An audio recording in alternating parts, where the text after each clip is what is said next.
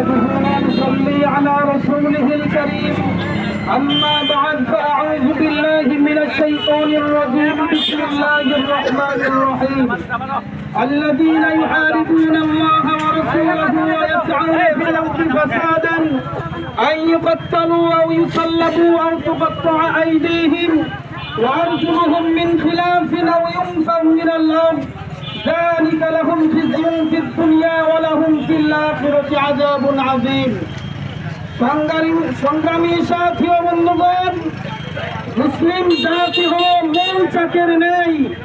কোন জায়গায় গাছে যদি নিচেও মৌচাক লাগে, মানুষ নিচ দিয়ে হেঁটে গেলে মৌচাকের মৌমাছি তাকে কিছু বলে না, কিন্তু মৌচাকে কেউ যদি খোঁচা দেওয়ার চেষ্টা করে মৌমাছি কিন্তু আর তাকে ছাড় দেয় না।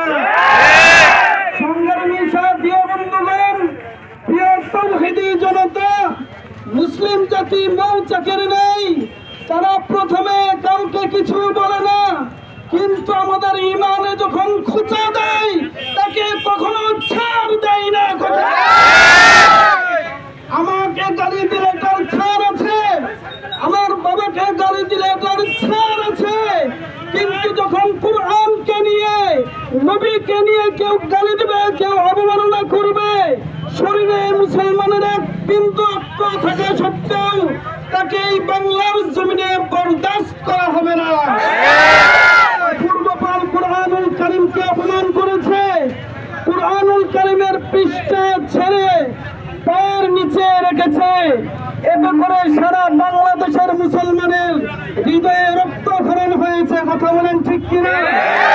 এই জন্য সারা বাংলাদেশ দাবি জানিয়েছে, আমরাও দাবি জানাচ্ছি, যাতে করে বাংলাদেশের জমিনে অতি সত্বর সংসদে কুরআন অবমাননাকারীর এবং নবী অবমাননাকারীর ফাঁসির আইন চালু করা হয়। ইমানের দাবি, এটা আমাদের প্রাণের দাবি। নাসরুম মিনাল্লাহি ওয়া ফাতহুন করিব।